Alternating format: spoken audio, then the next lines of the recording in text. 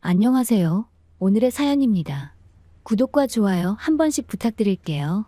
바로 사연 시작하겠습니다. 25년이 훨씬 지난 국민학생이던 시절부터 이야기해 보겠습니다. 학년이 올라가 3월이 되면 새로운 반으로 배정되는데 새로운 반의 담임 선생님은 젊은 여자 선생님이셨습니다. 급식 시간이 되자 선생님은 제 옆자리에 앉아있던 여학생에게 급식을 먹지 말라고 말하는 거예요. 지영이는 부모님께서 급식비를 안 내셨어. 그래서 지영이는 급식을 먹을 수 없어. 제 옆자리에 앉았던 지영이는 저와 처음 만났던 그날부터 항상 너덜너덜하고 해진 옷을 입고 있었고 잘 먹지 못해서인지 뼈만 남은 것처럼 앙상하게 깡마른 여자아이였습니다. 아무래도 집이 가난해져서 지난해 가을 무렵부터 부모님이 급식비를 내지 못하고 있다는 소문을 스쳐들었습니다. 그래도 작년 가을 전까지는 급식을 정상적으로 먹었던 것 같았어요. 불쌍하게 반해서 혼자만 책상 위에 아무것도 올려진 게 없이 그냥 고개를 푹 숙이고 앉아만 있는 모습을 바로 옆에서 보니 어린 나이에도 저는 정말 가여웠어요. 가여워서 제 급식을 함께 먹자고 하고 싶어도 급식 시간에 담임 선생님도 함께 교실에서 점심을 먹고 있었기에 담임 선생님 몰래 급식을 나누어 줄 수도 없었어요. 그래서 저는 점심 메뉴에서 빵이 나왔길래 먹지 않고 남겨뒀다가 몰래 휴지에 싸서 슬쩍 책상 서랍에 숨겨뒀습니다. 그리고 급식을 다 드신 담임 선생님이 자리를 비우시면 짝지에게 숨겨뒀던 빵을 건네줬어요. 이 빵 손 안 댄 거야? 나는 빵 별로 안 좋아해서 이거 너 먹어. 먹어도 괜찮아? 배고팠는데. 고마워. 저는 그 당시에 같은 반 친구들에게도 외면받고 있고 하물며 친해지려는 친구도 없어 보이는 지영이와 이 일을 계기로 대화를 주고받은 그날, 학교가 마치고 집에 돌아가자마자 오늘 있었던 일과 함께 옆자리의 지영이의 집안 사정이 어려운 것 같다고 어머니께 말씀드렸어요. 엄마, 진짜 거짓말 안 하고 잘 못 먹는지 엄청 마르고 급식도 혼자서만 못 먹고 있는데 도시락 좀 싸주시면 안 돼요. 제 옆에 앉아서 짝지인데 불쌍해요. 작년엔 다른 친구 준비물도 같이 사달라더니 올해는 급식이야? 명호야, 집안 형편이 어려운 친구들이 불쌍하다는 말은 엄마가 이해하지만 그런 거 하나하나 다 엄마가 챙겨줄 순 없어. 엄마가 테레사 수녀님도 아니고 너는 엄마는 안 불쌍하니? 우리 집은 그 정도로 가난하진 않잖아요. 제발 이번 딱 한 번만요. 마지막으로 부탁드릴게요. 아빠 도시락 쌀 때 조금씩만 덜어주시면 안 돼요? 제발요. 내가 진짜 너 때문에 못 산다 못 살아. 정말 이번이 마지막이야. 대신 나중에 설거지할 때 엄마 도와줘야 해. 알겠지? 내일부터 아빠 도시락 싸면서 같이 싸줄 테니까 아침에 까먹지 말고 가져가도록 해. 그리고 짝지 불편하지 않게 말 잘해서 마음 편하게 먹도록 해줘. 어머니에게 사정사정했고 귀찮으실 텐데도 어머니는 승낙해 주셨습니다. 다음날 점심시간에 어머니가 손수 싸주신 도시락을 짝지에게 건네줬습니다. 짝지는 눈이 휘둥그레지며 엄청 놀란 표정이었어요. 지영아, 이거 우리 엄마가 도시락 싼 건데 점심 때 너 먹으면 된대. 웬 도시락이야? 근데 어머니가 왜 내 도시락을 싸주셨어? 아, 그게 아빠 도시락 싸면서 도시락 하나 더 싸달라고 했어. 급식 시간에 너 혼자 안 먹고 있잖아. 엄마가 매일 싸준다고 하니까 이제 굶지 않아도 돼. 정말이야? 너무 고마워. 진짜 좋은 짝지를 만나서 기쁘네. 어머니한테 고맙다고 말씀 전해줘. 이 은혜 잊지 않을게. 나도 너랑 짝지 돼서 좋아. 맛있게 먹어. 선생님이 급식을 다 드신 후 자리를 비우고 나면 짝지는 어머니가 싸준 도시락을 먹었습니다. 어릴 때는 도시락을 가져와서 먹으면 선생님께 혼난다고 생각해서 몰래 먹었던 것 같아요. 알고 보니 짝지는 저와 집이 같은 방향이었어요. 그래서 그날부터 함께 집으로 걸어가며 많은 이야기를 나눴어요. 아빠는 일 안 하고 집에 있어. 근데 경마장에 다니면서 돈을 쓰는 것 같아. 엄마가 일해서 돈 벌어오면 아빠가 다 들고 나가버려. 그렇게 돈 들고 나가면 아빠가 언제 집에 다시 올지 몰라.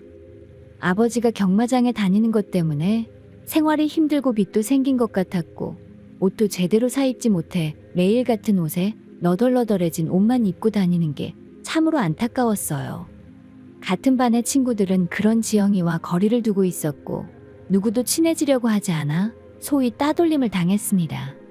그런 지영이와 짝지를 하는 저에게도 같은 반 애들이 점점 거리를 두고 있다는 게 느껴졌어요. 친구가 없는 건 저와 지영이 둘 다 마찬가지였던 거죠. 그리고는 어차피 같은 방향이니 아침에도 같이 가자고 약속했어요. 같이 등교하는 모습을 본 애들은 조롱하거나 짓궂게 놀렸어요. 얼레리 꿀레리 쟤네 둘이 사귄대요. 지금에서야 유치한 놀림이지만 어린 나이에는 꽤 짓궂은 놀림이었습니다. 이러나 저러나 이미 지영이와 저는 반에서 은근히 따돌림을 받고 있었기에 그냥 무시하고 신경 쓰지 않았어요. 지영이와 함께여서 뭔가 안심 같은 게 됐었거든요. 그때는 크게 느끼지 못했지만 친구가 없다는 사실은 정말 외로운 거예요. 주위의 놀림이나 시선을 신경 쓰지 않고 지영이와 편하게 대화를 나눌 수 있는 등하교길이 즐겁고 기뻤습니다. 멀지도 않은 거리지만 세월아 내월아 하며 많은 이야기를 나눴었거든요. 좋아하는 음식이나 동물, 학교 숙제나 만화 봤었던 이야기 등등 대화가 잘 통했어요. 그리고 고양이를 좋아한다고 했어요. 고양이를 한 마리 키우고 싶지만 형편이 좋지 않아 차마 집에서는 키울 수가 없어서 길고양이들이 많이 있는 공원의 놀이터에 가는 게 유일한 낙이라고 했습니다. 고양이 좋아하는구나. 우리 집에 고양이 키우는데 이번 주에 보러 올래? 와, 진짜? 나 고양이 엄청 좋아해. 내일 학교 마치고 가도 돼? 당연히 되지. 그럼 내일은 마치고 우리 집에 가서 놀자. 다음날 하굣길에 지영이를 집에 데려가자 어머니는 반갑게 맞이해 주셨습니다. 그리고 집에서 키우는 잡종 고양이가 모습을 드러내자 지영이의 눈이 반짝반짝 빛났어요. 와, 진짜 귀엽다. 얘는 이름이 뭐야? 이름은 피피야. 엄마가 지어주신 이름인데 암컷이야. 지영이는 고양이를 안아보기도 하고 고양이와 장난감도 가지고 놀고 어머니가 준비해 주신 간식도 먹으며 매우 즐거워했습니다. 학교에서는 절대 볼 수 없었던 해맑은 한바구음을 보고 있으니 정말로 행복해 보였습니다. 시간이 흘러 저녁이 됐을 때 어머니가 지영이 목까지 저녁을 준비해 주셨어요. 지영아, 아줌마 집에서 저녁 먹고 가. 혹시 집 전화번호 아니? 아줌마가 전화해서 저녁 먹고 간다고 어머니한테 말해줄게. 그렇게 말씀하고 어머니는 지영이에게 전화번호를 받아 전화를 거셨습니다. 어머니는 무슨 얘기를 나누시는지 생각보다 오랫동안 통화를 하셨어요. 그리고 이날 이후부터 지영이는 하굣길에 우리 집으로 함께 왔어요. 집에 와서 함께 놀고 저녁까지 먹은 후 집으로 돌아갔어요. 아마도 저희 어머니가 전화를 걸었을 때 지영이 어머니는 일하느라 항상 늦게 집에 들어오시고 집에 계신 아버지는 집안일은 하나도 하지 않아서 엄청 늦은 시간에 저녁을 겨우 차려서 먹는다는 사실을 듣게 돼서 지영이 부모님께 양해를 얻어 우리 집에서 함께 놀고 저녁까지 먹이고 보내겠다고 말한 것 같아요. 앞에서 내색은 안 하셨지만 어머니도 제가 말한 것들이 신경이 쓰였었나 봐요.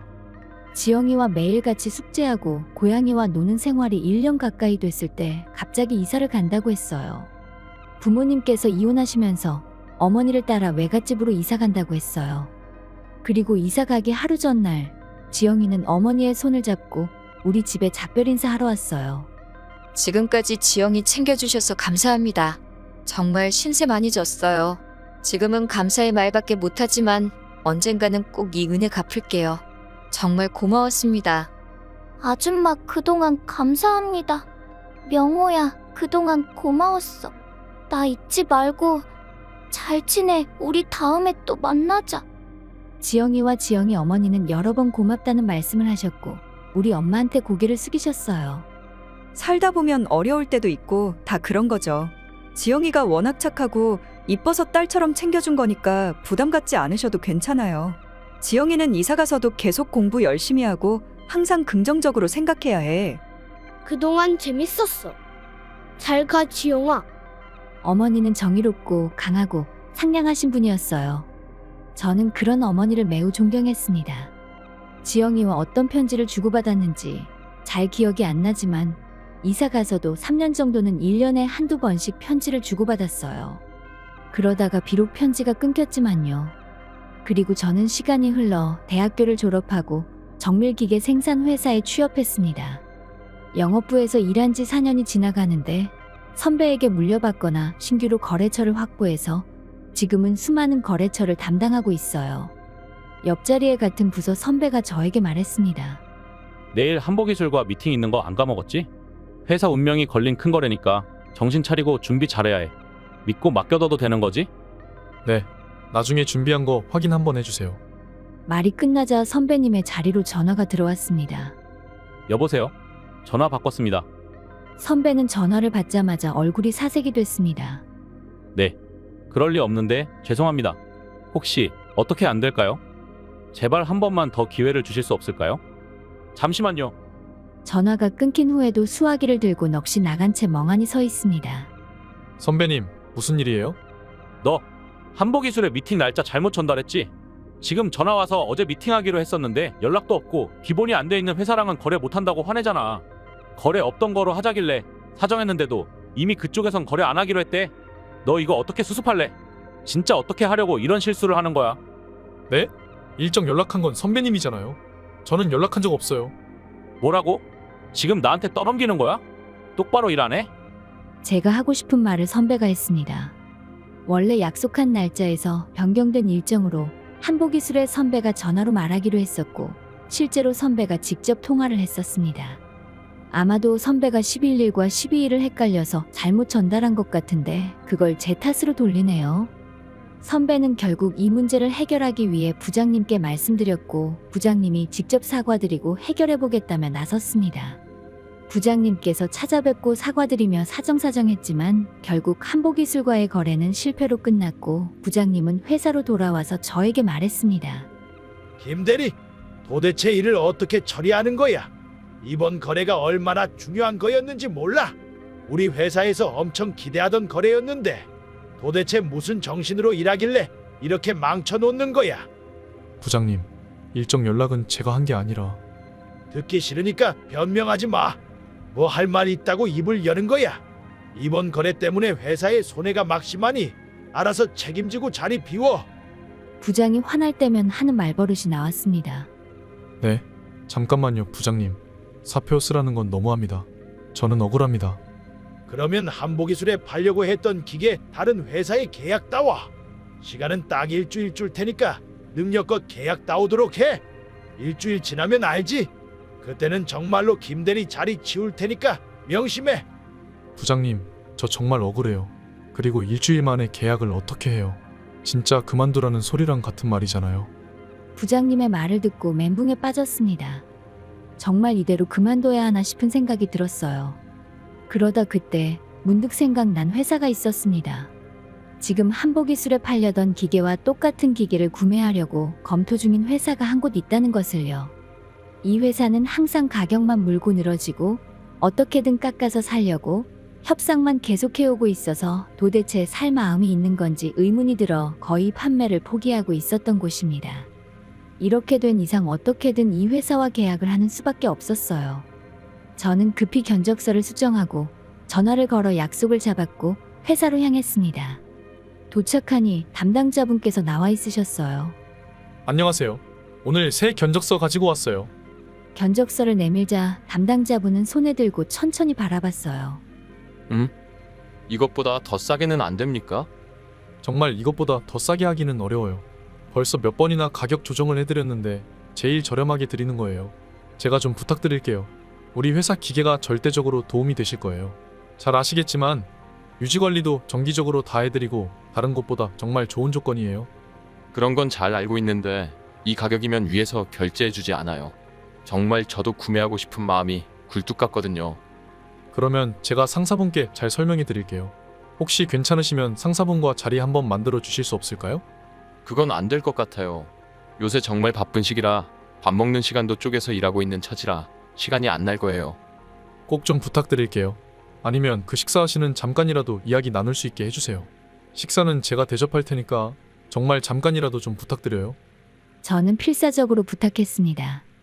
한 대에 수억 하는 기계를 팔 수만 있다면 식사 대접이야 10번도 더 해줄 수 있었습니다. 알겠습니다. 지금은 외출하셨으니까 나중에 돌아오면 잘 말해볼게요. 일단 바로 답변 못 드릴 수 있으니까 돌아가셔서 기다리고 계세요. 알겠습니다. 잘 부탁드립니다. 미팅룸에서 나와 복도를 빠져나가려 할 때 엘리베이터가 열리며 한 어르신이 내려 사무실로 들어왔습니다. 부서장님, 담당자분께서 어르신을 보자마자 이렇게 외치고 쪼르르 달려갔습니다.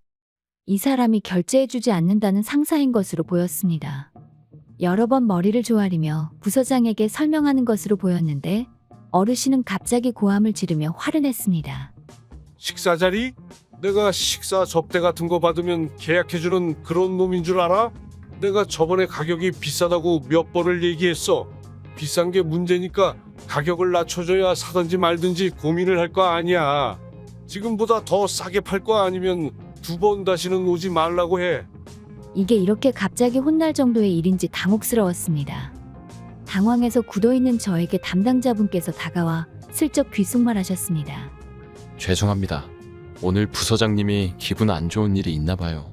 원래 이 정도는 아니신데 좀 많이 화나신 것 같아요. 많이 화나면 저렇게 다시는 오지 말라고 화풀이 하시거든요. 아무래도 이 부서장은 매우 다혈질적인 성격인 것 같은데 이 사람의 결제를 받지 못하면 계약을 틀 수 없었습니다. 이 계약을 따내지 못하면 제 발로 나가야 하거나 잘릴 상황인데 도대체 어떻게 해야 하나 하고 고민하고 있을 때 복도 끝에서 또각또각 키를 신고 걷는 발소리가 들려왔습니다. 기다려주세요. 부서장님. 젊은 여성의 목소리가 들려와서 돌아보니 거기에는 정장 차림에 예쁜 여자가 서 있었습니다. 가혜 씨군요. 고개를 갸우뚱하는 부서장님 앞에 그녀는 터벅터벅 다가갔습니다.